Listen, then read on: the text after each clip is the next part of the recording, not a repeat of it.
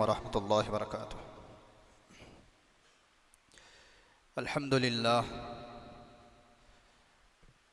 अल्हम्दुलिल्लाह नहमदुहु व नस्तईनुहु व नस्तगफिरुहु व नुअमिनु बिही व नतवक्कलु अलैहि व नऊज़ु बिल्लाहि मिन शुरूरि अनफुसिना व मिन सय्यिआति अअमालिना। मन यहदिहिल्लाहु फला मुज़िल्ल लहु व मन युज़्लिल्हु फला हादिय लहु व नशहदु अन ला इलाहा इल्लल्लाहु वहदहु ला शरीक लहु व नशहदु अन्न सय्यिदना व सनदना व मौलाना मुहम्मदन अब्दुहु व रसूलुहु व सल्लल्लाहु तबारक व तआला अलैहि व सल्लम तस्लीमन कसीरन कसीरा। अम्मा बअद फ़अऊज़ु बिल्लाहि मिनश शैतानिर रजीम। बिस्मिल्लाहिर रहमानिर रहीम। अल्लज़ीना यत्तबिऊनर रसूलन नबिय्यल उम्मिय्यल्लज़ी यजिदूनहु मक्तूबन इंदहुम फित्तौराति वल इंजील यअमुरुहुम बिल मारूफि व यनहाहुम अनिल मुनकर व युहिल्लु लहुमुत तय्यिबात व युहर्रिमु अलैहिमुल खबाइस व यज़अु अन्हुम इसरहुम वल अग़लाल अल्लती कानत अलैहिम फ़ल्लज़ीना आमनू बिही व अज़्ज़रूहु व नसरूहु वत्तबउन नूरल्लज़ी उन्ज़िल मअहू उलाइका हुमुल मुफ़्लिहून। सदक़ल्लाहुल अज़ीम। अन आइशा रज़ियल्लाहु अन्हा क़ालत क़ाल रसूलुल्लाहि सल्लल्लाहु अलैहि वसल्लम इन्न अअज़मन निकाहि बरकतन ऐसरुहु मऊना व फ़ी रिवायतिन क़ाल अन्नबिय्यु सल्लल्लाहु अलैहि वसल्लम या अली सलासुन ला तुअख़्खिरहा अस्सलाह इज़ा दख़ल वक़्तुहा वल जनाज़तु इज़ा हज़रत वल अय्यिमु इज़ा वजदत लहा कुफ़वा औ कमा क़ाल अलैहिमुस्सलातु वत्तस्लीम। हर किस्म की तमाम तारीफ़ें सज़ावार हों उस खालिक़े कायनात पर जो तमाम जहानों का पालनहार है। दुरूद व सलाम हो ज़ात क़ुदूसी वश्शियम साहिबुल जूदी वल करम ताजदार हरम नबी अकरम सल्लल्लाहु अलैहि वसल्लम पर और आपकी आल और औलाद पर, तमाम सहाबा पर, ताबईन पर, तबे ताबईन पर, मुत्तबईन पर, तमाम औलिया अल्लाह पर। इसी तरीक़े से ये सिलसिला चलता रहे क़यामत तक के आने वाले तमाम मुसलमानों पर। मेरे मोहतरम अज़ीज़ दोस्तों, बुज़ुर्गों और नौजवान साथियों, इस मौके पर तीन उन्वान, तीन अनावीन सामने थे। एक, स्कूल की छुट्टियां हैं तो बच्चों की तरबियत से मुताल्लिक़ भी एक उन्वान सामने था, और दूसरी चीज़ जो है हज का मौसम है तो उस एतबार से भी एक उन्वान बिल्कुल सामने था, और एक उन्वान जो है खुतबे के बाद से, ईद के बाद से शादियों का भी सिलसिला है तो वो भी एक उन्वान सामने था। जहाँ तक बात रही औलाद की तरबियत से मुताल्लिक़, गुज़िश्ता साल 5 जुमा जो है हम इस मौजू पर गुफ्तगू कर चुके हैं,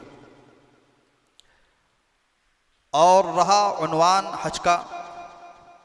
बहुत कम लोग हैं अल्लाह ताला जिनको ये सआदत बख्शता है, और ये मौका भी नहीं है कि उनके सामने जो है हज के मसाइल वग़ैरह बयान किए जाएं। दूसरों के लिए मौजू खुश्क होता है, तो इस वजह से सोचा ये गया कि शादी बियाह और निकाह के मुताल्लिक़ ही कुछ बातें जो है सामने ला ली जाएं। इसकी वजह यह है कि आजकल निकाह, शादी हालांकि एक फ़रीज़ा था, अल्लाह का हुक्म भी है और सुन्नत भी है, ये एक अज़ाब से कम नहीं है इस वक़्त में। लोग बड़े परेशान भी हैं, बेअतदाली इख्तियार कर चुके हैं। तो कुरान मजीद की जो आयत मैंने आप हज़रात के सामने तिलावत की वो सूरह आराफ की 150 पर 7 157 आयत है। अल्लाह ताला ने इस आयत के अंदर नबी करीम सल्लल्लाहु अलैहि वसल्लम की फजीलत बयान की है और आपका मिशन बयान किया है कि आप दुनिया में क्यों भेजे गए। अल्लज़ीना यत्तबिऊन अर्रसूल अन्नबिय्यल उम्मी अल्लज़ी यजिदूनहु मक्तूबन इंदहुम फित्तौरात वल इंजील। इसके बाद अल्लाह ने मिशन बयान फरमाया। आपकी बिअसत का, आप अलैहिस्सलातु वस्सलाम को जो दुनिया में भेजा गया उसका मकसद ये है कि आप लोगों को यअमुरुहुम बिल मारूफ, भलाई का हुक्म करें, अच्छी बातों का हुक्म करें। दूसरा मकसद वयन्हाहुम अनिल मुनकर, बुराई से उनको रोके। फिर उसके आगे अल्लाह ने इरशाद फरमाया वयज़अु अन्हुम इसरहुम वल अगलाल अल्लती कानत अलैहिम, और उम्मत पर, लोगों पर जो मशक्क़तें और जो तकलीफ़ें, जो रसूमात उनके कंधे पर पड़ी हुई हैं या उम्मत ने अपने ऊपर लाद लिए हैं, उसको भी उस बोझ को भी हल्का किया जाए। इस आयत की तफसीर में उलमा ने लिखा कि पिछली शरीयतों के कुछ अहकामात बाकी थे। जैसे मिसाल के तौर पर अगर नापाकी जिस्म पर, कपड़े पर लग जाए तो कपड़े का उतना हिस्सा कतर के फेंक देना था पिछली शरीयतों में। ये भी एक यकीनन उम्मत के ऊपर एक बोझ है, मुश्किल वाला काम है। आदमी जो है कितनी बार जो है कपड़े को काटता रहे और फेंकता रहे। इसके अलावा और भी बहुत सारी ऐसे सख्त अहकामात थे पिछली शरीयतों के। एक तफसीर तो उलमा ने इसकी ये की है। दूसरी तफसीर उलमा ने ये की है कि लोगों ने अपने आप पर जो मुसीबत डाल रखी है, रसूमात की शक्ल में, बिदात की शक्ल में, अपने आप को यानी खुद जंजीर उठाई और अपने आप को कैद कर लिया। किसी ने उसको कैद नहीं किया है, लोग खुद कैद हो गए हैं।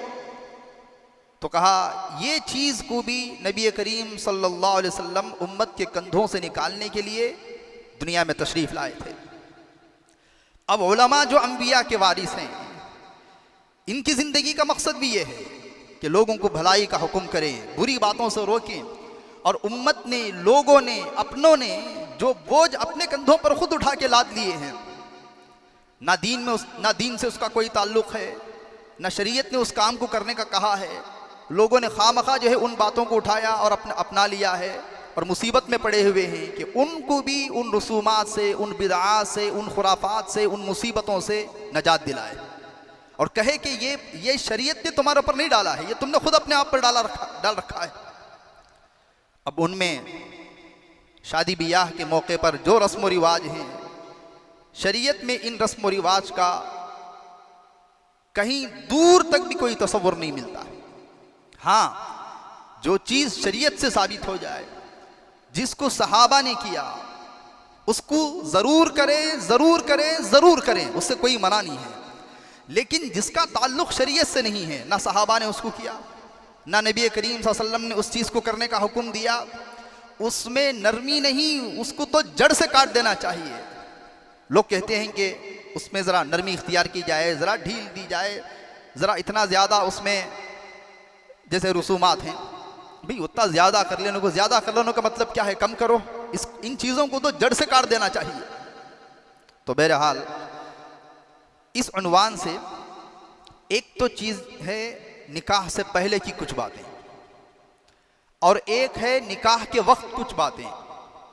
निकाह के वक्त में क्या करना चाहिए, निकाह से पहले क्या करना चाहिए, निकाह के वक्त क्या करना चाहिए, निकाह के बाद क्या करना चाहिए। ये तीन चीज़ें हैं इसमें। आज हम लेंगे निकाह से पहले की कुछ बातें।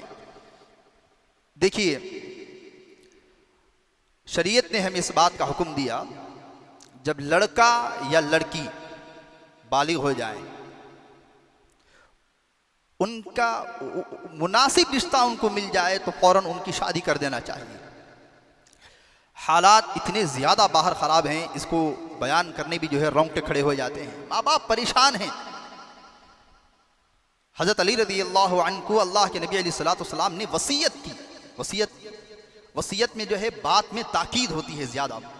फरमाया या अली सलातुन ला तुअख्खिरहा, 3 चीज़ें ऐसी हैं जिसमें कभी भी ताख़ीर ना की जाए।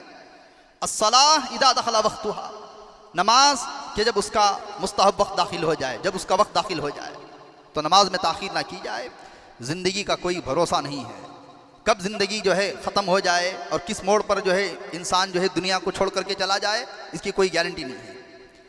फिर फरमाया वल जनाज़तु इज़ा हज़रत, जनाजा जब हाजिर हो जाए तो उसमें ताख़ीर ना की जाए। उलमा ने यहाँ तक मसला लिखा है कि फ़र्ज़ नमाज के बाद अगर जनाजा अगर हाजिर हो गया है, इंसान के लिए हम सुन्नत तो हम पढ़ सकते हैं, लेकिन फ़िक़ह की जो किताबें हैं, फतावा की जो किताबें हैं, वो उठा करके देख लीजिए। नवाफिल पढ़ना, हज़रत मुफ्ती तकी उस्मानी साहब ने लिखा है कि अगर जनाजा हाजिर है तो नवाफिल पढ़ना नाजायज़ है। ये मेरी अपनी बात नहीं बोल रहा हूँ, अगर किसी को शक है तो मैं नमाज के बाद वो फतवा दिखा सकता हूँ। हज़रत मौलाना मुफ्ती तकी उस्मानी साहब इस वक्त जो है पूरी दुनिया के मजबूत तरीन, बेहतरीन, जय्यद आलिम हैं, मुफ्ती हैं। फरमाया कि लेकिन लोगों को कोई मसला पता नहीं है, सुन्नत पढ़ सकते हैं जो सुन्नत मुअक्कदा है नमाज के बाद, उसके बाद फ़ौरन जनाजे की नमाज होगी, उसमें ताख़ीर नहीं की जाएगी।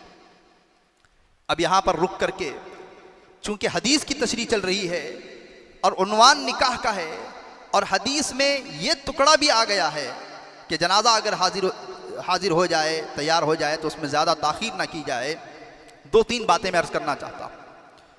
लोग उलमा ने तो यहाँ तक लिखा कि नफिलें तक ज़्यादा ना पढ़ी जाए, सुन्नत पढ़ ली जाए, फ़राइज़ पढ़ लिए जाए, लेकिन हम लोग क्या करते हैं, 1.5 दिन तक किसी का इंतज़ार करते हैं, 2-2 दिन तक किसी का इंतज़ार करते हैं। मैयत रखी हुई है, मरहूम को सुलाया गया है, तो ये सब चीज़ें जो है ख़त्म होनी चाहिए, जल्द से जल्द उसको उसकी आरामगाह तक जो है पहुँचा देना चाहिए। बहरहाल तीसरी चीज़ अल्लाह के नबी अलैहिस्सलातु वस्सलाम ने फरमाया वल अय्यिमु इज़ा वजदत लहा कुफ़्वा, और औरत उसके लिए, लड़की उसके लिए कोई मुनासिब अगर रिश्ता मिल जाए तो फ़ौरन उसका निकाह जो है कर दिया जाए, उसमें ताख़ीर ना की जाए। अब क्या हो रहा है, माँ बाप सोच रहे हैं अभी बच्ची है, अभी बच्ची है, देखेंगे रिश्ता बाद में करेंगे, पता चला कि लड़की ने खुद रिश्ता ला लिया है। अभी चंद दिन पहले की बात है, 15 साल की लड़की, 17 साल का लड़का, एंगेजमेंट हुई है लड़ाइयों के साथ में, मसाइल सामने आए। लड़का इतना है, 17 साल का लड़का है, लड़की 15 साल की है, और वो दोनों माँ बाप से ये कह रहे हैं कि अगर हमारी शादी ना की जाएगी हम मर जाएंगे। ये दौर जो है बहुत ख़तरनाक होता जा रहा है, सोशल मीडिया का दौर है, हर एक के हाथ में मोबाइल फ़ोन है, लड़कियों के हाथ में मोबाइल फ़ोन है और इधर लड़कों के हाथ में भी मोबाइल फ़ोन है। फहाशी, रुवानियत, नंगापन, ये सब आम हो चुका है। मैं इससे पहले भी बयानात में ये कह चुका हूँ, देखिए ये नेचर से जुड़ी चीज़ें हैं, नेचर, फितरत है। इंसान सुबह में नाश्ता करता है, नाश्ता कर लिया, रोटी खा लिया, पानी पी लिया, पेट भरा हुआ है, ज़्यादा से ज़्यादा दोपहर का खाना छोड़ दिया किसी काम की वजह से, किसी मसरूफियत की वजह से, या जी नहीं चाह रहा था, शाम को तो खाएगा। चलो शाम को भी जी नहीं किया तो अगले दिन नाश्ते को भूख लगेगी नहीं लगेगी, ये नेचर है। इसी तरीके से मेरी बात को बुरा ना माने, संजीदगी के साथ गौर करें, इस बात को आप लेने की कोशिश करें। लड़का या लड़की जब बालिग हो जाती है और उसके अंदर वो हार्मोन्स जाग जाते हैं तो एक वक्त तक तो वो बर्दाश्त कर सकता है, 1 दिन, 2 दिन, 4 दिन, 6 दिन, 8 दिन, चूंकि अल्लाह ने इंसान बनाया है, फितरी तकाजा, कुदरत का तकाजा रखा है, तो एक वक्त आता है कि लड़के के अंदर भी वो भूख जागती है, लड़की के अंदर भी वो भूख जागती है। इसको हमें समझने की ज़रूरत है। जब अंदर जो है हैजान की कैफियत होती है, तबीयत बेकरार होती है, तो फिर लड़के को जो है लड़की को बात करने के लिए जी चाहता है, फिर लड़की जो है लड़के को बात करने के लिए, फितरतन नेचर उसके अंदर जो है वो बात करने की ख्वाहिश पैदा होती है। और बाहर को एजुकेशन है, कहाँ कहाँ जो है अलग करेंगे, कहाँ कहाँ रोकेंगे। अल्लाह की पनाह, बेहयाई इतनी ज़्यादा हो रही है, इतनी ज़्यादा हो रही है। मैंने इससे पहले भी ये बात कही थी, अभी मैं ये बात कह देता हूँ। एक स्कूल के अंदर जो है 9th या SLC में टीचर बच्चों को ये कह रही है कि जब तुम 18 साल के हो जाओ तो तुम लिविंग, कानूनी एतबार से तुम लिविंग कर सकते हो। हुकूमत ने इजाज़त दे रखी है, कानूनी एतबार से इजाज़त है, लड़का लड़की अपनी रजामंदी के साथ कुछ भी कर सकते हैं, अगरचे कि शादी ना हुई हो। इन्होंने जो है जिनाह के दरवाजे खोल दिए, लेकिन निकाह को इन्होंने मुश्किल बना दिया। मर्द मर्द से ताल्लुक़ कायम कर सकता है, मर्द मर्द से शादी कर सकता है, औरत औरत से शादी कर सकती है। मुस्तकिल ऐसी बस्तियां, ऐसे शहर बसाए जा रहे हैं और लिविंग भी कर सकते हैं, पार्टनरशिप कर सकते हैं। 1 महीना 2 महीने रह करके देखेंगे, सट हुआ तो रहेंगे, नहीं सट हुआ तो निकल जाएंगे। हुकूमत ने इजाज़त दे रखी है। तो वो टीचर कहती है, मेरी बात को संजीदगी से सुने, बेटा तुम उस वक़्त में एक चीज़ का ख्याल रखना, तुम उस वक्त में जो है जब तुम अपने पार्टनर के साथ हो तो तुम कंडोम का इस्तेमाल करना। बाकायदा उस जा कर के उसकी प्रिंसिपल से बातचीत की गई, सब कुछ किया गया। तो उन्होंने कहा क्या बुरा, टीचर ने क्या बुरी बात कही है। 14 साल की लड़की को जब ये बात बताई जा रही है कि तुम अपने पार्टनर से मिलो तो कैसे मिलना चाहिए, तो हालात कहाँ तक पहुँच गए हैं। इस वजह से मुनासिब रिश्ता देख करके, मुनासिब उसकी तरबियत करके जो है उनको निकाह के बंधन में बांध देना चाहिए। या एक काम ऐसे भी कर सकते हैं, अभी चंद दिन पहले कुछ लोग आए मशवरा करने के लिए, उन्होंने मुझसे बातचीत की तो मुझे बड़ा अच्छा लगा। निकाह हो गया लड़का लड़की का, रुखसती 1 साल बाद, 2 साल बाद, 1.5 साल बाद, जब सहूलत हो तब रख ली जाए। 1 साल तक जो है फ़ोन में बात करना चाहे बात करो भी, किसने रोका है, मियाँ बीवी हैं। अगर मौका मिला तो फिर कहीं गए, जूस पिए, डेट किए, कुछ खाए पिए, वो भी जायज़ है, मियाँ बीवी हो गए हैं। लेकिन इस्लाम में एंगेजमेंट का रस्म का कोई रिवाज नहीं है, एंगेजमेंट नहीं है इस्लाम में। इसमें बहुत खराबियाँ हैं, इतनी खराबियाँ हैं, इतनी खराबियाँ हैं। देखिए अभी एक शख्स की एंगेजमेंट हो गई, 1.5 साल के बाद शादी करेंगे, 2 साल के बाद शादी करेंगे, 8 महीनों के बाद शादी करेंगे। अब क्या होता है, बाहर तो छोड़ो, शर्म हया हमारे अंदर से ख़त्म हो गई। खुद माँ बाप कहते हैं अब तो हो गई ना, बात करती है, खुद माँ पूछेगी, खुद खाला पूछेगी, खुद बहन पूछेगी। अब उसको फ़ोन दिला दिए, ऐब भी नहीं समझ रहे हैं। मैंने अपनी आंखों से देखा है, एंगेजमेंट हुई है, लड़के का फ़ोन आता है तो माँ कहती जा उनका फ़ोन आया, बात कर ले जा। अभी कहाँ उन्हों हुए, उन्हों नहीं हुए हैं, अभी उन्हों नहीं हुए हैं। बाकायदा भी बच्ची कहाँ है, वो उनके क्या फियान से बोलते हैं, क्या बोलते हैं मुझे नहीं मालूम है अंग्रेज़ी में, उनका फ़ोन आया हुआ है, वो बातचीत में लगी हुई है। अब इसमें क्या होता है ज़रा देखें, 6 महीने की गैप है, 8 महीने, 10 महीने, 1 साल की गैप है। इस गैप के दरमियान में लड़की का कोई ऐब या लड़के का कोई ऐब खुल करके सामने आ गया, रिश्ता कट हो जाता है। छोटी सी बात सामने आ गई। अब चूंकि लड़के को पता चला, ओहो लड़की इंस्टाग्राम पे फलां से भी चैट करती है, नहीं मुझे रिश्ता नहीं चाहिए। लड़की को पता चला या लड़की के घराने वालों को पता चला कि लड़का फलां से उसका ताल्लुक़ था या एक्स थी और फलां थी, रिश्ता कट हो जाएगा। ठीक है भी, निकाह नहीं हुआ है, निकाह नहीं हुआ है, रिश्ता एंगेजमेंट कट हो गई, ठीक है। लेकिन ये 8 महीने 10 महीने, ये 1 साल का गैप है, इसमें इसके फ़ोटोज़ उसके पास हैं, उसके फ़ोटोज़ इसके पास हैं, उसकी बातचीत उसके पास है, उसकी बातचीत उसके पास है। ये खा चुके हैं, ये पी चुके हैं, ये रह चुके हैं, ये बातचीत कर चुके हैं, इसका क्या होगा। इस वजह से अगर कोई आकर के पूछे भी तो बाप ये कह दे कि भाई अगर आप हमारी बच्ची से रिश्ता करना चाहते हैं, हमारे भी दिल में इरादा है, लेकिन अभी कोई एंगेजमेंट, कोई वादा नहीं होगा, देखेंगे जब वक्त आएगा, मुक़द्दर में होगा तो कर लिया जाएगा, नसीब में होगा तो आप ही के यहाँ कर देंगे, लेकिन वादा मैं नहीं कर सकता हूँ। मुमकिन है बेहतर कोई और रिश्ता मिल गया तो हम वहाँ भी कर लेंगे, सीधी सीधी बात है, खुली खुली बात है, कोई ढकी छुपी बात नहीं है। अगर आपको करना है तो फ़ौरन निकाह कर लीजिए, 8-10 दिन तैयारी के लिए काफ़ी हैं, वो भी मैं बोल रहा हूँ, वरना तो फ़ौरन निकाह हो गया तो फिर ठीक है। 8-10 दिन अच्छा यहाँ पर रुक करके फ़ाइनल रिश्ता कब्बल भेजती सो, पूरी तहक़ीक़ हो जाने के बाद हमें क्या करती सो, एंगेजमेंट हो जाने के बाद तहक़ीक़ करती सो। ये गलत तरीक़ा है। मंगनी हो जाने के बाद, बातचीत हो जाने के बाद, अब कैसे आदमियाँ उन्होंने कहाँ जानी वहाँ अच्छे आदमियाँ की भी, अब पूछने का क्या है। अगर कोई बोल दिया अच्छे नहीं का तो पहले से पूछना, 2 महीने 3 महीने लियो, 4 महीने लियो। और लड़की को भी लड़के को डायरेक्ट दिखाना भी नहीं चाहिए, इसमें भी बहुत सारी खराबियां हैं। माँ बाप क्या करें, ठीक है अंदर से तहकीकात चल रही हैं, लड़के का घराना ठीक है, लड़का ठीक है, इधर लड़की भी ठीक है। अब दिखाने का, अब पसंद का भी मसला था ना, देखना भी चाहिए ना। तो अब क्या करेंगे, लड़की वाले लड़के वालों को कहेंगे हमें बच्ची को डायरेक्ट ही दिखाएंगे, आप देख सकें। फ़लाँ दिन, हफ्ते के दिन, जुमे के दिन, इतवार के दिन हमारे महल्ले में इज्तिमा है, मैं अपनी घरवाली के साथ मेरी बच्ची को भेजूँगा, आप वहाँ पर आएँ, वहाँ देख लें, या फ़लाँ अनकरीब एक शादी आने वाली है, वो शादी में आप मेरी बच्ची को देख लें, पहले दूर से दिखाएँ। पूरा जोड़ दिया गया, खाने पीने के लवाजिमात, दावत, सब कुछ जोड़ दिया गया। अब लड़की को भी उनवारी गति देखने, उनवारी गति देखने, उनवारी गति, कपड़े सब पहना दिए, वो आए। अब जाको बोलती सो हूँ या नहीं। इसमें क्या है, अगर लड़की खुदा ना खास्ता सांवली है, रंग उसका कम है और उसकी उतनी खूबसूरती नहीं है, या कोई और मसला है, अब वो जा कर के खामखा कह देंगे, ऐसा बहाना लेंगे उन्होंने, लड़की हाइट ज़्यादा है तो ऊंची बोल देंगे, दूसरी बात तो नहीं बोल सकते ना, या ज़्यादा कद कम है बोल देंगे। हालांकि वहाँ बातचीत और होती है।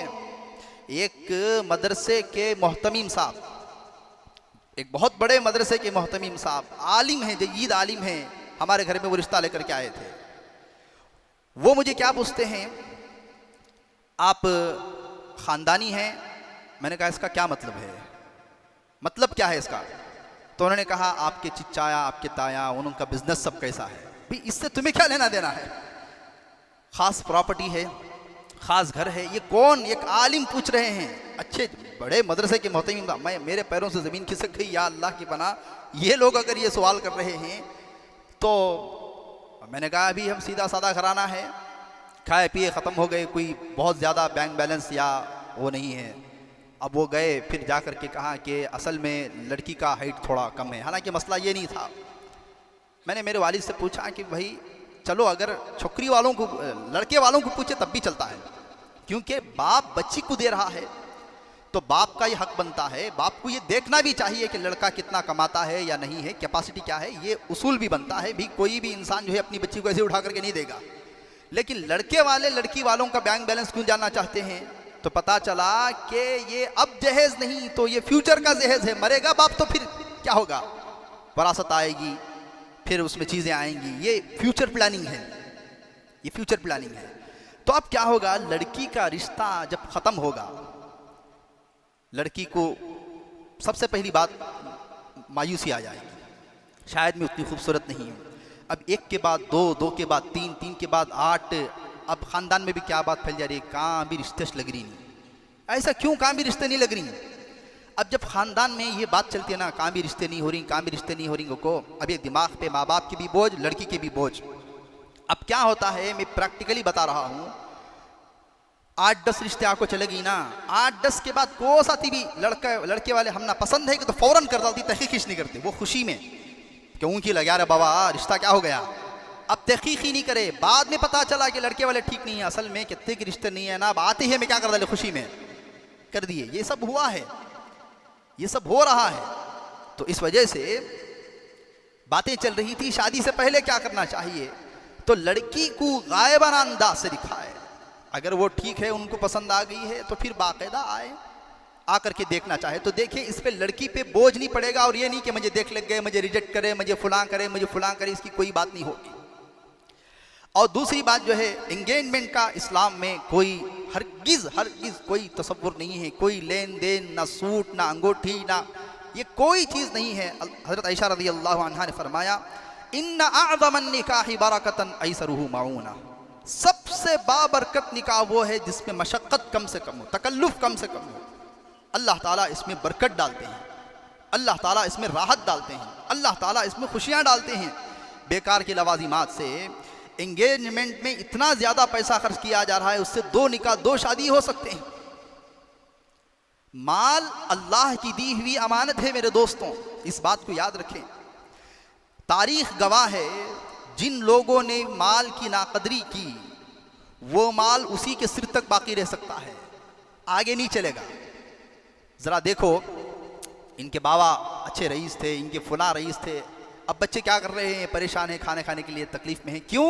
उन्होंने उसकी कदर नहीं की थी, बेजा उड़ाए थे, बेजा फजूल किए थे, बेजा सब कुछ किए थे। अब क्या हो गए, अल्लाह भी जो है, देखिए कोई नेमत इंसान को देता है, नाकदरी होती है तो फिर वो नेमत अल्लाह ताला क्या करता है, तुम्हें इसके हकदार नहीं है। तो माल आजकल के दौर में ये भी बहुत बड़ी नेमत है, बड़ी मुश्किल से कमाया जाता है।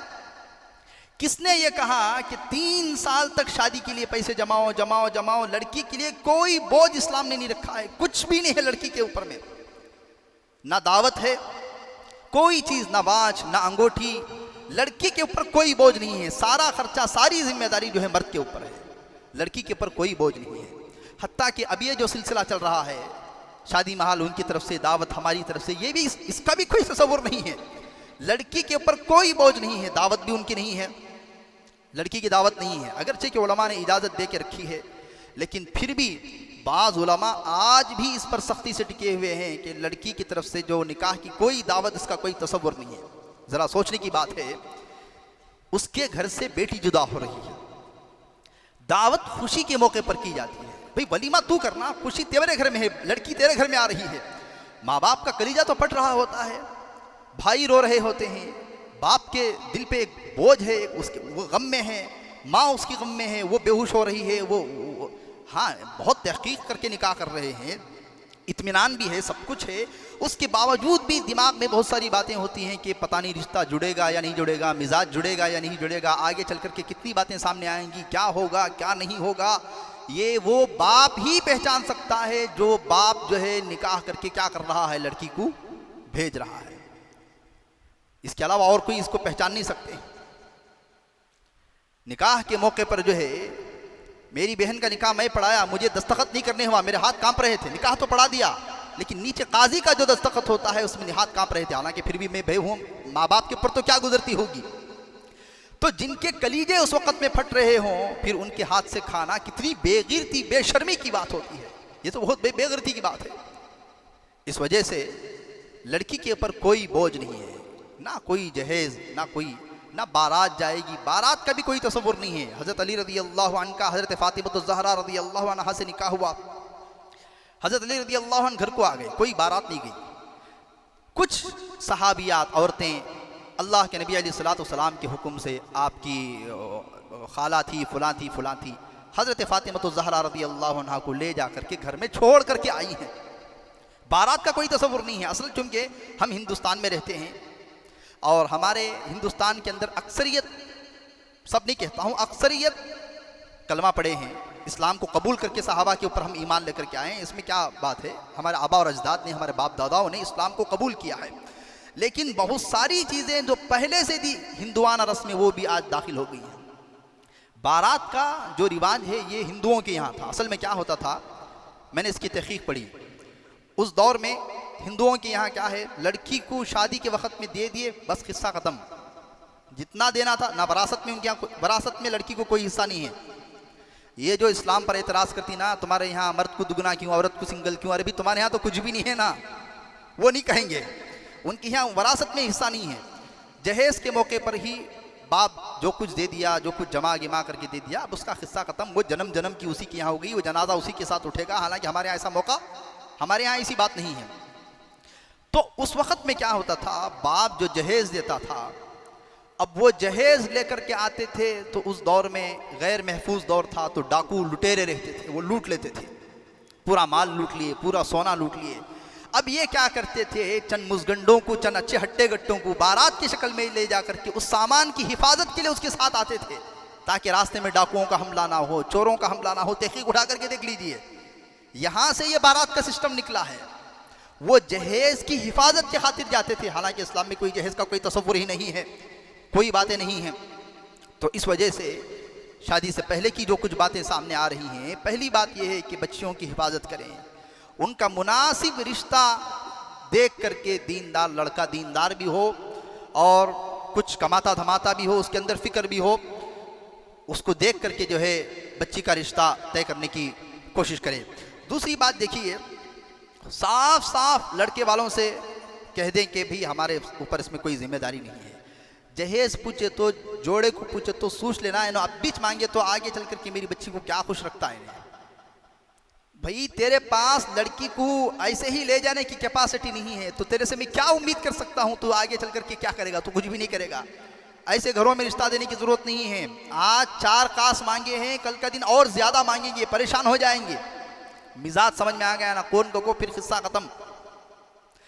इसी तरीके से निकाह जो है आलिनु हादन निकाह वजअलूहु फिल मसाजिद, निकाह का ऐलान कर दिया जाए और निकाह जो है मस्जिद के अंदर किया जाए। एंगेजमेंट नहीं, निकाह हो और निकाह मस्जिद के अंदर हो, शादी महल के अंदर जो है निकाह अगरचे दुरुस्त है, अगरचे जायज़ है, लेकिन मैं मुस्तकिल इस पर जो है बात करूँगा। देखिए अल्लाह के नबी अलैहिस्सलातु वस्सलाम ने फरमाया इजअलूहु फिल मसाजिद, हुक्म दिया कि तुम निकाह जो है मस्जिद के अंदर किया करो, इसमें बड़ी बाबरकत होती है। 2-4 निकाह जो है शादी महल में पढ़ाने का मौका मिला था। कुछ करीबी अहबाब थे, दोस्त अहबाब थे। ज़िंदगी का तल्ख तजुर्बा है, कड़वा तजुर्बा है। 5 मिनट तक तो सामने वालों को खामोश कराते रहे, भी निकाह है खामोश हो जाओ, निकाह है खामोश हो जाओ, उधर औरतें भी हैं, उधर बच्चे भी हैं, ना कोई निकाह गौर से सुन रहा है, अजीब बेकरारी है, ना दुआ में कोई आमीन बोल रहा है, लानत बरस रही है। मस्जिद में तो रहमत के फरिश्ते होते हैं, फिर भी जो है मियाँ बीवी की रिश्ता हो रहा है, किसकी आमीन पर जो है उनका रिश्ता जुड़ जाएगा। उसके बाद जो है मैंने आज से तकरीबन 4-5 साल पहले की बात है, या 5-6 साल हो गए, मैंने ये तय कर लिया कि निकाह अगर मस्जिद में होगा तो पढ़ाऊँगा, फिर जो है शादी महल के अंदर मैं नहीं निकाह, कितना भी करीबी आदमी हो माजरत के साथ। निकाह अगर मस्जिद में है तो ठीक है, शादी महल के अंदर जो है निकाह मेरे बस की बात नहीं है। तबीयत में बेकरारी होती रहती है, शरीयत की साफ खुल्लम खुल्ला जो है खुल्लम खुल्ला जो है मुखालफत की जा रही होती है। इस वजह से निकाह मस्जिद के अंदर होना चाहिए। लेकिन अल्लाह ताला माफ़ फरमाएँ, बल्कि उलमा को भी खुल करके इसका बैठाट करना चाहिए। मैं नहीं आता भी पढ़ाने के वास्ते। 11:30 को निकाह, 12 बजे निकाह, 12:30 बजे निकाह, तो 15 मिनट पहले हाफिज़ साहब को बुला लेती, जल्दी आना हाफिज़ साहब, टाइम पर आ जाना, टाइम पर आ जाना। ये जाके दफ्तर लेके बैठा हुआ है, बैठा हुआ है, बैठा हुआ है। अभी ना लड़के वाले आए हैं, ना लड़के वाले आए हैं। और निकाह अगर असर के बाद है, मगरिब के बाद है, तो हाफिज़ साहब जप रहे हैं, मगरिब भी जा रही है, असर भी जा रही है, इशा का वक्त करीब हो रहा है, शाम भी जा रही है, नमाज़ें क़ज़ा हो रही हैं। ऐसे नहीं है। मस्जिद में अगर निकाह हो तो हम पढ़ाएंगे, वरना हम मस्जिद में निकाह पढ़ाएंगे। अल्लाह की पनाह जो है, ऐसा मौका आ गया है, एक रिश्ता शादी महल में निकाह होना कि मस्जिद में निकाह होना, इसके ऊपर कट हो गया, इसके ऊपर टूट गया। लड़के वालों की तरफ से डिमांड थी कि जो है शादी निकाह जो है शादी महल के अंदर होना चाहिए। कहाँ होना चाहिए? शादी महल के अंदर होना। लड़की वाले दीनदार थे, ये कह रहे थे कि भी बच्ची का निकाह हम जो है मस्जिद के अंदर क्या करेंगे, मस्जिद के अंदर हम करेंगे। इस पर रिश्ता टूट गया। अल्लाह की पनाह, कैसी कैसी बातों पर रिश्ते टूट रहे हैं। इस बात पर भी रिश्ता टूटा है कि दावत हमारी, शादी महल तुम्हारा, ठीक है, फुलां शादी महल होना 1.5 लाख वाला, 2 लाख वाला। हमारी उतनी ताकत नहीं है, भी ताकत नहीं है तो रिश्ता ख़त्म कर दो। पता नहीं हमारी कौम जो है कहाँ तक गिर गई। मैं ये कहता हूँ, पैसे कहाँ खर्च करना, यकीनन वहाँ खर्च करें जहाँ बचाना चाहिए। माल नेमत है, मैं फिर से कह रहा हूँ, माल नेमत है, नेमत है, नेमत है। कदर करोगे तो माल रहेगा, वरना माल ख़त्म हो जाएगा। आज नहीं तो कल बच्चे भीख मांगेंगे, टेंशन में आ जाएंगे, परेशानी में आ जाएंगे। जहाँ इंसान बचा सकता है वहाँ बचाने में उसे बखालत नहीं कहते हैं, उसे किफ़ायत शिआरी, उसे अक्लमंदी, उसे समझदारी कहते हैं।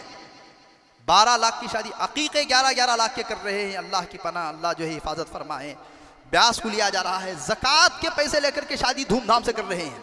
एक साहब ने कहा कि हज़रत एक निकाह में लड़की वाले जो है गोल्ड की दुकान में बैठ करके फ़ोन करे कि 3 दिन में बच्ची की शादी होने वाली है, सोना लेने के लिए क्या नहीं है, पैसे नहीं है। एक बड़ी रकम 50,000 या 80,000 रुपये या 1 लाख रुपये उन्होंने ज़कात की दे दी। जब शादी में शरीक हुए तो खुद जनाब की शादी उतनी धूमधाम से नहीं हुई थी जितनी शादी क्या हो रही है। ज़कात की रकम, लोग कितना गिर गए हैं। लोगों से पैसा इकट्ठा करके भी धूमधाम से कोई शादी की जाती है। ब्याज लेकर के, सूद को पैसे लेकर के 3-3 साल से 4-4 साल तक परेशान। क्या कर रही हैं? शादी के पैसे फेंट रहे हैं, शादी के पैसे फेंट रहे हैं। कपड़े लिए सुकंत को वो महीने वारम को फेंट रहे हैं। अल्लाह की पनाह, अल्लाह ताला जो है हम तमाम को जो है इन सारी चीज़ों से हिफाजत फरमाए। जैसा कि मैंने कुरान मजीद की आयत पढ़ी थी, नबी का जो मिशन था, अच्छी बातों का हुक्म देना, बुरी बातों से रोकना, और उम्मत जो अपने आप पर गैर ज़रूरी चीज़ें अपने कंधे पर डाल ली है, उन चीज़ों को निकाल करके फेंकना, ये भी अम्बिया का मकसद और अम्बिया का मिशन था, और उलमा का भी मकसद और उलमा का मिशन भी यही है। ज़िंदगी बाकी तो बात बाकी, अभी भी इसमें बातें बाकी हैं। निकाह के वक्त में क्या करना चाहिए, निकाह के बाद क्या करना चाहिए, अभी भी ये सिलसिला बाकी है। बकिया बातें इंशाअल्लाह जो है कुछ ज़रूरी बातें भी हैं, अगली जुम्मा ज़िंदगी बाकी तो बात बाकी। व आखिर दावाना अनिल हम्दुलिल्लाहि रब्बिल आलमीन। जिन हज़रात की सुन्नत लगी हैं, सुन्नत अदा करें।